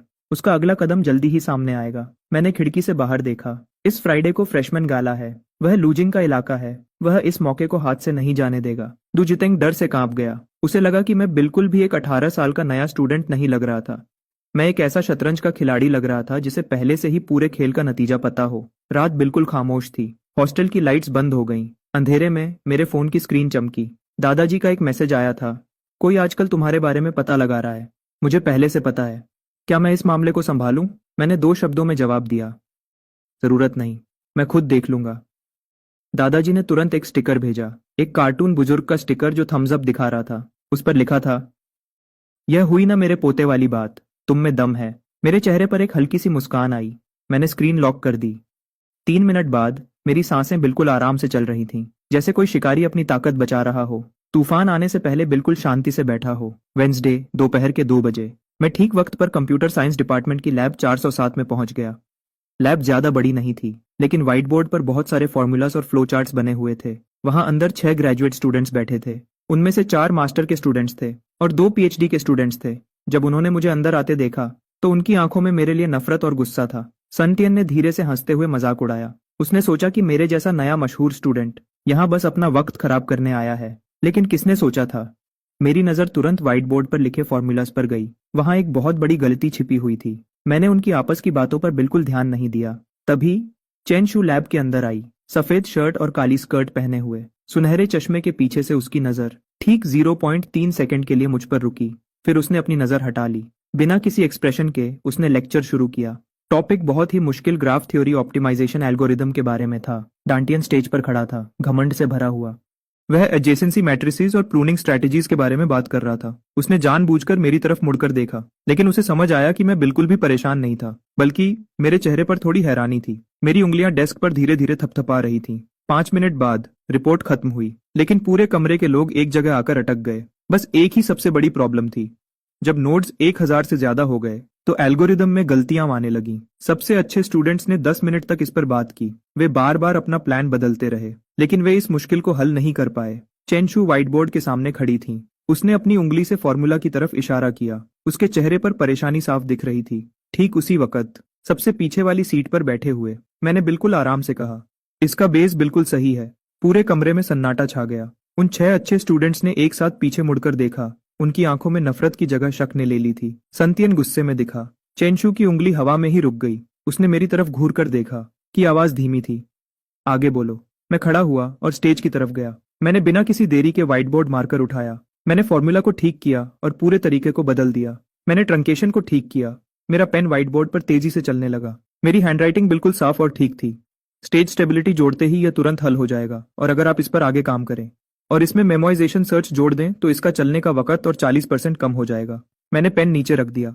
इस सब में 2 मिनट से भी कम का वक्त लगा, लेकिन लैब में कब्रिस्तान जैसा सन्नाटा छा गया। सन टियन, जो पीएचडी स्टूडेंट था, उसका मुंह खुला का खुला रह गया। जिस प्रॉब्लम पर उसने 3 महीने लगाए थे उसे मैंने तुरंत हल कर दिया। अब सभी ग्रेजुएट स्टूडेंट्स के देखने का तरीका बदल गया था, नफरत से हैरानी में, और आखिर में उनकी आंखों में सिर्फ हैरत और इज्जत थी। चेनशू ने बोर्ड पर लिखे फॉर्मूलाज को देखा। उसकी आंखें फटी की फटी रह गईं। वह इस हल से हैरान नहीं थी, बल्कि मेरे हल करने के तरीके से हैरान थी। यह उसकी सोच से भी ज्यादा आसान और बेहतरीन था। इसका हर एक स्टेप बिल्कुल सही था। यह काम बिल्कुल भी किसी नए स्टूडेंट का नहीं हो सकता था। उसने एक गहरी सांस ली और मुझसे सवाल पूछने लगी, लेकिन मेरे जवाबों ने उसे पूरी तरह हैरान कर दिया। मैंने 5 या 6 बड़े जर्नल पेपर्स का हवाला दिया, जिनमें से सबसे नया पेपर बस 3 महीने पहले ही आया था। उसे समझ आ गया कि मैंने उन्हें सिर्फ पढ़ा और समझा नहीं था, बल्कि मैं उन्हें और बेहतर भी बना सकता था। चेनशू ने डिस्कशन खत्म करने का ऐलान किया। ग्रेजुएट स्टूडेंट्स हैरत में वहां से चले गए। उस बड़ी सी लैब में अब सिर्फ हम दोनों ही बचे थे। वहां का माहौल काफी गंभीर हो गया था। पहले उसने खामोशी तोड़ी। उनकी आवाज में यकीन था। तुमने ये सब खुद से थोड़ा बहुत नहीं सीखा है। फिर उसने मुझे ध्यान से देखा, जैसे एक समझदार इंसान अपने बराबर वाले को पहचानता है। जो उसने आगे कहा, उससे पूरा माहौल बदल गया। तुम्हारा प्रोग्रामिंग लेवल, तुम्हारी पेपर्स की जानकारी और एल्गोरिदम को बेहतर बनाने का तरीका, ये सब मेरे सबसे अच्छे स्टूडेंट्स से भी बेहतर हैं। मैं जानना चाहती हूँ कि तुम्हारा असली लेवल क्या है। मैंने उसकी आंखों में देखा और धीरे से कहा, क्या होगा अगर मैं कहूं कि आपके सबसे बेहतरीन पेपर में भी एक ऐसी जगह है जिसे और बेहतर किया जा सकता है। चेनशू तुरंत हैरान रह गई। मैं उनके सबसे बड़े पेपर की बात कर रहा था, जो एक बड़े जर्नल में छपा था और जिसे 40 से ज्यादा बार यूज किया गया था। उसने खुद को संभालते हुए पूछा, कहाँ? मैं मुड़ा और मैंने पेन उठा लिया। मैंने व्हाइट बोर्ड पर फॉर्मूला की एक लाइन लिखी और फिर बदलाव का प्लान लिखा। Chapter 4, section 3। आपने एक ऐसी चीज को सच मान लिया है जो कुछ खास ग्राफ्स पर बिल्कुल सही नहीं बैठती। मैंने पूरा कैलकुलेशन खत्म कर दिया। मैंने पेन नीचे रखा और आखिरी नतीजा सामने रख दिया। अगर आप इसकी जगह एक आसान शर्त रख दें तो आपके इस थ्योरम का असर बहुत ज्यादा बढ़ जाएगा। चेनशू व्हाइट बोर्ड के सामने खड़ी थी। वह बिल्कुल हैरान थी। वह उस फॉर्मूला की लाइन को घूरती रही, पूरे 1 मिनट तक बिना सांस लिए। फिर उसने अपनी आंखें बंद की और जब खोली तो उसकी आंखों में एक ऐसी चमक थी जो पहले कभी नहीं दिखी थी। ये एक ऐसी खुशी थी जो किसी समझदार को एक जीनियस मिलने पर होती है। तुम सही कह रहे हो। उसका गला बैठा हुआ था। उसके अंदर एक तूफान चल रहा था। 3 साल तक बहुत से बड़े लोगों ने भी इस गलती को नहीं पकड़ा था, लेकिन इस नए स्टूडेंट ने इसे एक बार में ही पकड़ लिया। उसने चेनमिंग को ध्यान से देखा। उसे यकीन नहीं हो रहा था। उसने पूछा, तुम सच में कौन हो? चेनमिंग चुप रहा। धूप की वजह से उनकी परछाइयां लंबी दिख रही थीं। मैं चेनमिंग हूँ, आपका स्टूडेंट। चेनशू ने उसे देखा। थोड़ी देर बाद उसने हाँ में सिर हिलाया। वह व्हाइट बोर्ड साफ करने के लिए घूमी, लेकिन चेनमिंग ने ध्यान दिया कि बोर्ड साफ करते वक्त उसका हाथ थोड़ा कांप रहा था। ये एक ऐसी खुशी थी जो वह दिखाना नहीं चाहती थी। एक टीचर के लिए एक जीनियस स्टूडेंट को मिलने का सुकून। जैसे ही चेनमिंग जाने वाला था, चेनशू ने अचानक उसे आवाज दी। उसने अपने फोल्डर से एक फॉर्म निकाला। यह एक ईसीएम कंपटीशन का रजिस्ट्रेशन फॉर्म था। तुम्हारे लिए गोल्ड मेडल जीतना तो पक्का है। चेनमिंग ने फॉर्म ले लिया। उसने बस इतना कहा, क्यों? फिर जैसे ही उसने दरवाजा खोला, चेनशू ने अचानक कहा। चेनमिंग पीछे घूमा। उसने देखा कि उसने अपना चश्मा उतारा था। उस पल उसके चेहरे का गुस्सा बिल्कुल गायब हो गया और उसके चेहरे पर एक प्यारी सी नरमाहट दिखी और थोड़ा डर भी दिखा। तुम सच में कमाल हो। उसकी आवाज बहुत धीमी थी, लेकिन वह बात सीधे दिल को छू गई और दोनों के बीच एक अजीब सा रिश्ता बन गया। चेनमिंग के जाने के बाद चेनशू उस ठंडी लैब में अकेली थी। वह जोर जोर से सांस लेने लगी ताकि अपने तेज धड़कते दिल को संभाल सके, लेकिन अगले ही पल वह अपने कंप्यूटर के सामने बैठी। उसके कान शर्म से लाल हो चुके थे। कांपते हाथों से उसने सर्च बार में टाइप किया, अगर मुझे अपने ही स्टूडेंट से प्यार हो जाए तो क्या करूं? उसने 3 सेकंड तक स्क्रीन को देखा और फिर तुरंत अपनी हिस्ट्री डिलीट कर दी, जैसे कुछ हुआ ही ना हो। वहीं दूसरी तरफ अंधेरे में एक साजिश पक रही थी। फंक्शन की एक रात पहले ल्यूजिंग अपने हाथ में पकड़े शेड्यूल को घूर रहा था। उसकी आंखें ठंडी और गुस्से से भरी थीं। वह नहीं चाहता था कि चेनमिंग बस बैक स्टेज का छोटा मोटा काम करे। वह इस बड़े स्टेज पर एक बड़ा तमाशा खड़ा करना चाहता था। वह पूरे स्कूल के सामने चेनमिंग की इज्जत मिट्टी में मिलाना चाहता था, ताकि वह फिर से वही बेचारा और गरीब लड़का बन जाए। यह सोचकर उसने एक गंदी हंसी हंसी और एक बुरा मैसेज भेज दिया। ल्यूजिंग का मैसेज सीधा चला गया, कल के फंक्शन के प्रोग्राम के लिए नए स्टूडेंट्स के लिए एक रैंडम टैलेंट शो का ऑप्शन डाल दो। तुरंत जवाब आया, हमें किसको चुनना चाहिए? ल्यूजिंग की आंखों में अंधेरा छा गया। उसने कीबोर्ड पर 2 शब्द टाइप किए, लेकिन सामने वाले ने थोड़ा सोचा, लेकिन अगर यह रैंडम ड्रॉ है तो हम ये कैसे पक्का करेंगे कि नाम उसी का आए? ल्यूजिंग ने बस एक ठंडी हंसी हंसी। उसने वापस मैसेज भेजा, तुम्हें क्या लगता है? उसी वक्त चेनमिंग अपने हॉस्टल के कमरे में पढ़ रहा था। अचानक उसका फोन वाइब्रेट हुआ। ये जाओ यूचेंग का मैसेज था, जिसमें कल स्टूडेंट यूनियन जाकर लाइव स्ट्रीम सिस्टम को ठीक करने की बात थी। टेक टीम ने कहा कि वह इसे खुद ही संभाल लेंगे, उन्हें किसी और की मदद नहीं चाहिए। चेनमिंग ने गुस्से से देखा। उसने वापस टाइप करके पूछा, क्या यह फैसला तुम्हारा था या किसी और का? जवाब तुरंत आया, यह ल्यूजिंग का आइडिया था। उसने कहा कि हमें किसी बाहर वाले की जरूरत नहीं है। यह बाहर वाला शब्द बहुत चुभने वाला था। पास ही खड़ा डू जितेंग गुस्से से लाल हो रहा था, हमेशा की तरह। वह ल्यूजिंग बस नहीं चाहता कि तुम्हें अपना चेहरा दिखाने का कोई भी मौका मिले। लेकिन पास ही बैठे रानफेंग ने शांति से सोचा और कहा, अगर ल्यूजिंग तुम्हें बस दूर रखना चाहता तो वह तुम्हें आने से ही मना कर देता। तो फिर उसने तुम्हें बैकस्टेज पर सामान उठाने का काम क्यों दिया? वांगचे हैरान था। बैकस्टेज होने में ऐसी क्या बात है? रानफेंग ने बिल्कुल सही बात पकड़ी। बैकस्टेज एक ऐसी जगह है जहां कोई कैमरा या सिक्योरिटी नहीं होती। अगर वहां कोई हादसा हो गया और उन्होंने उसे कैमरा में दिखा दिया, तो तुम अपनी बेगुनाही कैसे साबित करोगे? कमरे में बिल्कुल सन्नाटा छा गया। डू जितेंग का चेहरा पीला पड़ गया। तुम्हारा मतलब है कि ल्यूजिंग बैकस्टेज पर कुछ बुरा करने वाला है? तभी चेनमिंग की आंखों में एक चमक आई। वे लोग मेरे लिए जाल बिछा रहे हैं और यही मेरे लिए सबसे अच्छा मौका है। वह शांति से खड़ा हुआ और जल्दी से सबको काम बांट दिया। डू जिटेंग, कल फंक्शन में अपना फोन लेकर आना और पूरे वक्त वीडियो बनाते रहना। वांगचे, तुम बाईं तरफ तीसरी रो में बैठना। बैकस्टेज के दरवाजे पर नजर रखना और आने जाने वाले हर इंसान की वीडियो बनाना। रैनफेंग, तुम अपने अंकल से बात करो जो जियांगचंग डेली के एडिटर हैं। उनसे कहो कि कल फंक्शन में इंटरव्यू लेने के लिए एक रिपोर्टर भेज दें। चेनमिंग की इस प्लानिंग को देखकर डू जिटेंग हैरान रह गया। मिंग भाई, क्या आपका प्लान है कि कल रात ही ल्यूजिंग को एक बार में खत्म कर दिया जाए? चेनमिंग ने बस बाहर रात के आसमान की तरफ देखा। उसकी आवाज शांत थी पर उसमें गुस्सा था। अभी उसकी गलतियां उतनी बड़ी नहीं हैं। फिर उसके चेहरे पर एक मुस्कान आई। लेकिन कल के बाद उसकी गलतियां बहुत बड़ी हो जाएंगी। रात के 11 बजे रनिंग ट्रैक बिल्कुल खाली था। चेनमिंग ने अकेले 5 किलोमीटर की दौड़ पूरी की। वह ट्रैक के पास खड़ा था और उसकी सांस थोड़ी फूल रही थी। चांद की तेज रोशनी उसके चेहरे पर पड़ रही थी, जिससे उसके चेहरे के निशान साफ दिख रहे थे। अचानक खाली स्टैंड से एक प्यारी सी आवाज आई, क्या तुम हमेशा इतनी रात को दौड़ते हो? चेनमिंग ने तुरंत अपना सिर घुमाया। स्टैंड्स की पहली रो में लंबे बालों वाली एक लड़की बैठी थी। हालांकि चांद की रोशनी थोड़ी धुंधली थी, लेकिन उस जानी पहचानी आवाज से उसने उसे एक पल में पहचान लिया। उसने ध्यान से देखा और उसका नाम लेकर पुकारा, बाई चूचू। बाई चूचू स्टैंड से नीचे उतर कर आई। उसने एक पतली सफेद जैकेट पहनी हुई थी। बिना मेकअप के वह चांदनी रात में और भी सुंदर लग रही थी। चेनमिंग हैरान हो गया। तुम यहाँ क्या कर रही हो? बाई क्यूशू की आवाज बहुत नर्म थी। नींद नहीं आ रही थी, इसलिए थोड़ा घूमने निकल आई। मुझे नहीं पता था कि तुम भी यहाँ होगे। दोनों ट्रैक पर 2 मीटर की दूरी पर खड़े थे।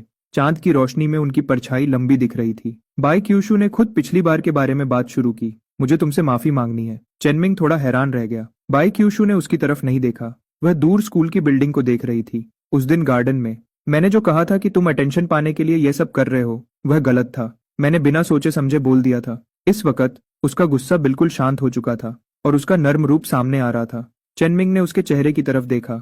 उसने आराम से कहा, कोई बात नहीं, मैं समझता हूँ। बाई क्यूशू ने तुरंत पीछे मुड़कर देखा। तुम क्या समझते हो? चेनमिंग की आवाज बहुत धीमी थी, लेकिन उसकी हर एक बात सीधे दिल पर लगी। मैं समझता हूँ कि तुमने ऐसा क्यों सोचा, क्योंकि तुम बचपन से ही सबकी नजरों में रहने की आदी हो। इसलिए जब तुम किसी और को अटेंशन पाते देखती हो तो तुम्हें सबसे पहले लगता है कि वह कोई नाटक कर रहा है। बाई क्यूशू के होंठ हिले। वह बहस करना चाहती थी, लेकिन उसे कोई शब्द नहीं मिले, क्योंकि चेनमिंग ने बिल्कुल सच कहा था। फिर चेनमिंग ने बात बदली, लेकिन तुम एक बात भूल गई। कुछ लोगों को अटेंशन इसलिए नहीं मिलती क्योंकि वे चाहते हैं, बल्कि इसलिए मिलती है क्योंकि उनके पास कोई और रास्ता नहीं होता। बाई क्यूशू बिल्कुल खामोश हो गई। उसकी आवाज हवा की तरह धीमी थी।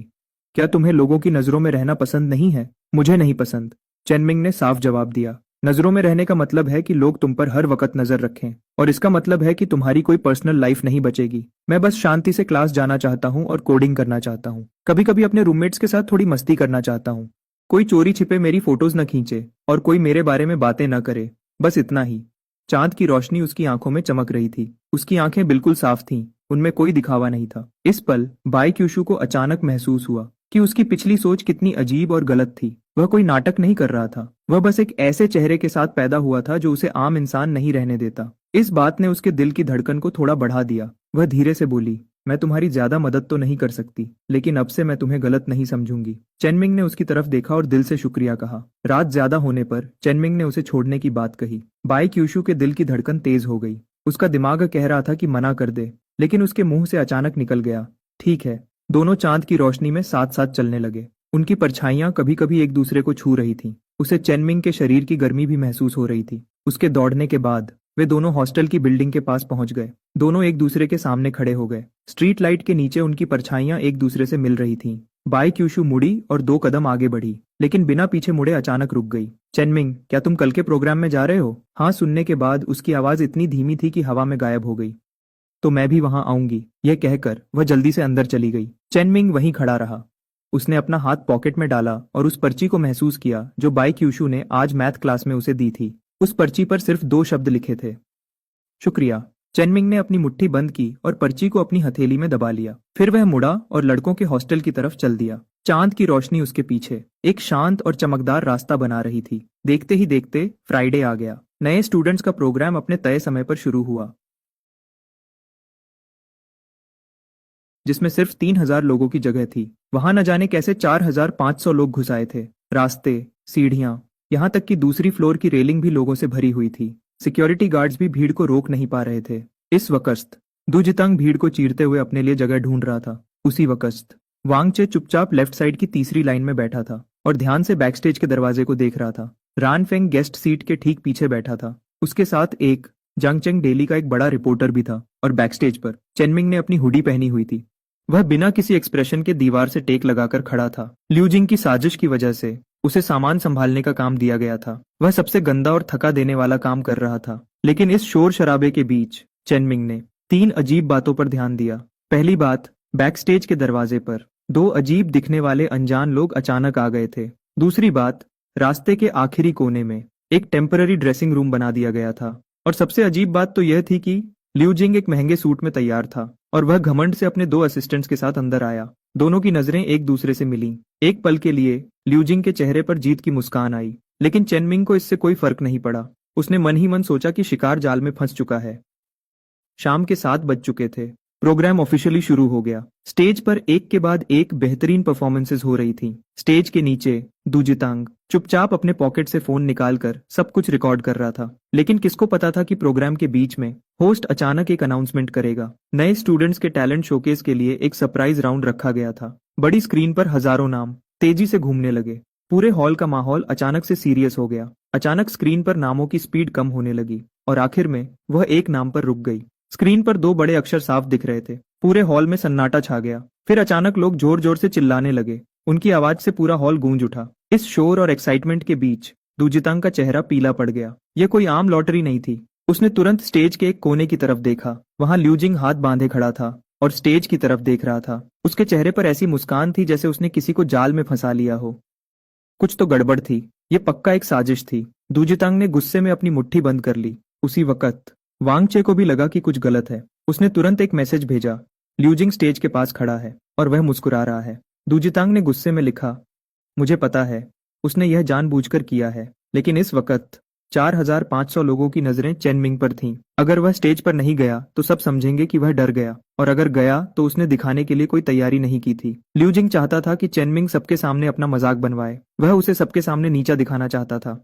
जब दूजितांग परेशानी में पसीना पसीना हो रहा था, तभी उसके फोन पर वाइब्रेशन हुई। वह चेनमिंग का मैसेज था। उसमें सिर्फ 2 शब्द लिखे थे, मैं ठीक हूँ। बैकस्टेज पर चेनमिंग ने आराम से उन मैसेजेस को देखा जो दूजितांग ने भेजे थे। उसे पहले से ही पता था कि ल्यूजिंग कोई ना कोई चाल जरूर चलेगा। आखिरी वक्त पर किया गया यह अचानक का लकी ड्रॉ साफ तौर पर उसे सबके सामने लाने और उसकी बेइज्जती करने के लिए बनाया गया था। चेनमिंग ने अपना फोन अंदर रख दिया। तभी एक स्टाफ मेंबर भागते हुए आया और उसे जल्दी करने को कहा। चेनमिंग, जल्दी करो, मेरे साथ स्टेज के पीछे चलो। उसने हाँ में सिर हिलाया और स्टाफ मेंबर के पीछे पीछे स्टेज की तरफ चल दिया। जब वह स्टेज के पास से गुजर रहा था, तभी अचानक ल्यूजिंग एक झूठी स्माइल के साथ उसके पास आया और बोला, चेनमिंग, तुम्हारी किस्मत कितनी अच्छी है, तुम क्या परफॉर्म करने वाले हो। चेनमिंग ने बस हल्की सी नजर उस पर डाली। उसके मुंह से बस एक ठंडा सा शब्द निकला, अनिकेट। ल्यूजिंग के चेहरे की स्माइल तुरंत गायब हो गई, क्योंकि चेनमिंग की आंखों में डर का एक निशान भी नहीं था। वहां बस एक ऐसी शांति थी जो किसी को भी डरा दे। ऐसा लग रहा था जैसे यह सब बिल्कुल वैसा ही हो रहा है जैसा उसने सोचा था।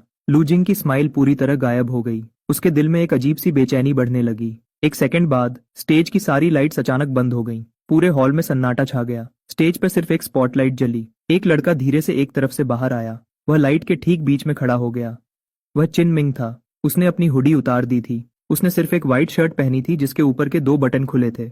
उसने अपनी स्लीव्स को ऊपर फोल्ड किया हुआ था, जिससे उसकी कॉलर बोन साफ दिख रही थी और उसका चेहरा बिल्कुल साफ नजर आ रहा था।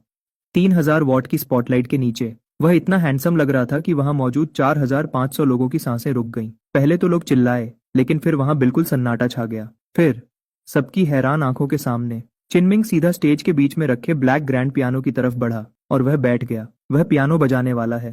दू जेतंग और वांगचे यह देखकर हैरान रह गए। उन्हें कभी नहीं पता था कि चिनमिंग के पास ऐसा कोई छुपा हुआ टैलेंट भी है। एक तरफ खड़ा लूजिंग गुस्से से पीला पड़ गया। उसने सपने में भी नहीं सोचा था कि चिनमिंग इतने आराम से पियानो के सामने बैठ जाएगा। ठीक तभी चिनमिंग की लंबी उंगलियों ने पियानो के कीज को धीरे से छुआ। उसने धीरे से अपनी आंखें बंद कर ली। वहां मौजूद 4500 लोगों ने अपनी सांसें रोक लीं। 2 सेकंड बाद पहली आवाज ऐसी गूंजी जैसे अचानक बादल गरजा हो। पहली आवाज आते ही वहां मौजूद 4500 लोग जैसे किसी खोई हुई दुनिया में चले गए। वह ला कैम्पनेला बजा रहा था, जो पियानो की दुनिया में सबसे मुश्किल धुन मानी जाती है। और सबसे बड़ी बात यह थी कि वह पूरे टाइम अपनी आंखें बंद करके इसे बजा रहा था। म्यूजिक धीरे से अचानक बहुत तेज हो गया। उसकी उंगलियां कीज पर तेजी से चलने लगीं। वह इतनी तेज चल रही थी कि साफ दिख भी नहीं रही थी। फिर भी हर एक आवाज बिल्कुल सही और साफ थी। एक भी सुर गलत नहीं था। ये सिर्फ एक दिखावे का परफॉर्मेंस नहीं था। इसमें उसके दिल के सच्चे जज्बात महसूस हो रहे थे। स्पॉटलाइट के नीचे बंद आंखें, व्हाइट शर्ट और कॉलर बोन, और उसकी वह लंबी उंगलियां।